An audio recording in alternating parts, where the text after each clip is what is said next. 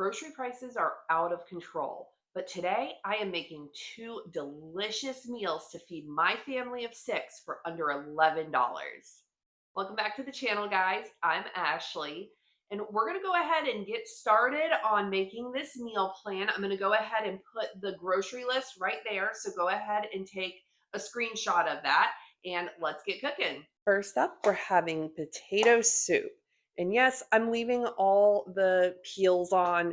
I don't peel my potatoes even like this. My family likes the skins, and the skins have the most nutrients in them, so I don't feel bad about leaving them in, and it makes it a lot easier in the cooking process. So I'm just doing a small little dice like this.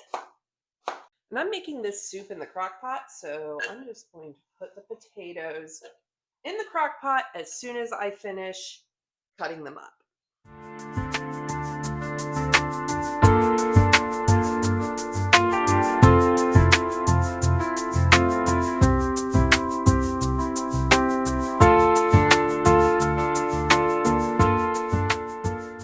Next up, we are going to add 2 cups of chicken broth, and I'm just making it here with this broth base.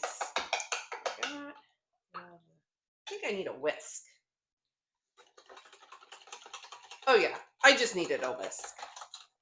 Okay, so you're gonna take that, fold this back over, and just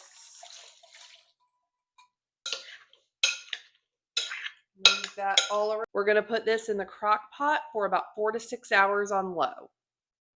Once your potatoes are soft, you are going to add half a stick of butter and 2 cups of milk. You're then going to take a potato masher and mash everything until your desired consistency.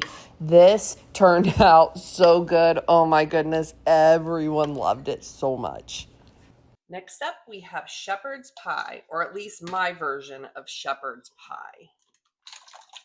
We're gonna start by adding our potatoes to cold water and salting the water, bringing it up to a boil and letting them simmer for about 15-20 minutes or until they are fork tender.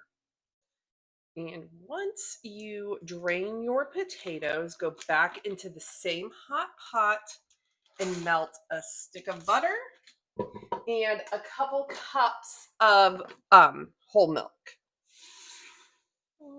I forgot, you also want a whole lot of salt.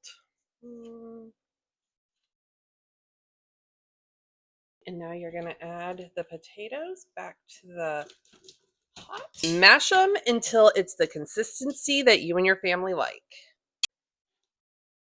This is about the consistency that we like, and then you just want to taste for salt. In full transparency, I oversalted the potatoes. They are really, really salty, but I think I can still salvage them if I don't add any more salt to the dish. And I was planning on using a can of corn, but that has 300 milligrams of salt, and I do not want any more salt in this dish. So I'm gonna go ahead and just grab a bag of frozen corn that I had in my freezer. When I went through and did all the prices, I priced out a can of corn, not a bag of frozen corn. So please forgive me.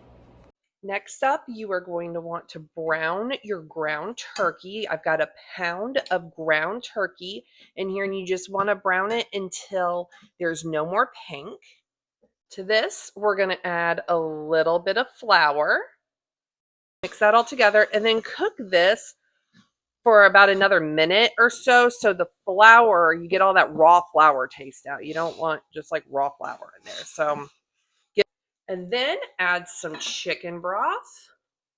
If you had beef broth, you could do that, or any kind of broth you have really. And then when I'm working with ground turkey, I like to add Worcestershire sauce to it, just like a little bit, and it kind of beefs up that turkey flavor. So even though we're getting turkey, it still kind of tastes like ground beef when you put the Worcestershire sauce in it.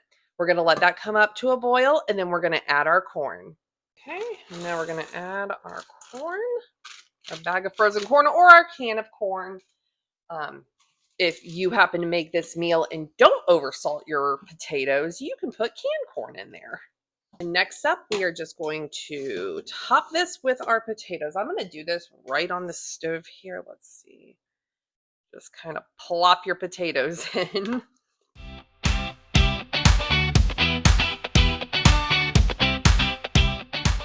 And this is ready to put into a 350-degree oven for about 25-30 minutes.